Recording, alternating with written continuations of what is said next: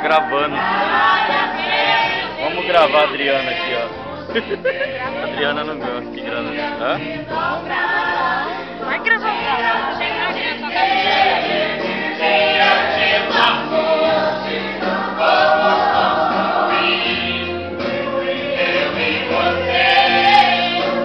Glória a Deus.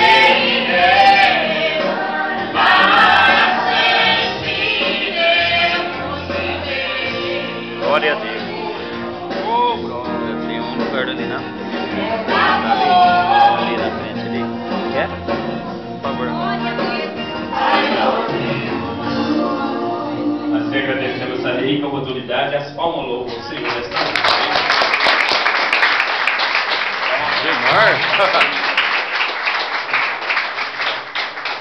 Glória a Deus, tu és fiel, Senhor. Gostaria de estar passando uma palavra para o irmão Pedro, ele vai estar dando uma breve saudação, amém?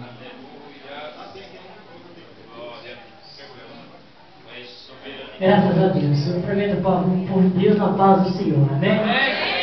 Hoje é um dia muito especial. Aí está a Eva, o Jânio que estão noivando.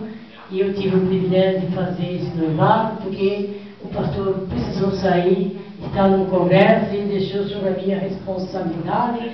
Responsabilidade essa que Deus me concedeu. Então eu quero agradecer muito a Deus por este momento. É a primeira vez que a gente faz isso, mas eu quero que Deus venha me abençoar e abençoar os irmãos que aí estão para, junto conosco, ter esse privilégio. Está abençoando o casal. Eu quero fazer a leitura aqui do livro que dá origem, que é o livro de Gênesis. Então eu quero ser bem rápido também, eu quero terminar bem rápido também, para a gente já estar aí saciando também algumas coisas que servem para a gente saciar. Então a palavra do Senhor aqui no livro de Gênesis, capítulo 2, aqui no verso 18, diz assim, quero ser bem rápido. E disse o Senhor Deus, não é bom que o homem esteja só, para que esteja com diante dele.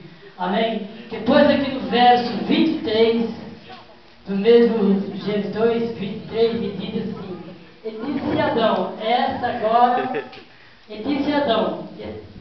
agora osso dos meus ossos e carne da minha carne. Esta será chamada varoa, porquanto do varão foi tomado. Pois, portanto, deixará o varão o seu pai e a sua mãe, e apegar-se a sua mulher, e serão ambos numa só carne. Amém? Então a palavra diz que o homem e a mulher, eles se tornam uma só carne quando eles se unem. Hoje não está sendo um matrimônio, mas está sendo preparação para o matrimônio. Eu creio que a partir dessa data de hoje, o Senhor já está abençoando este casal.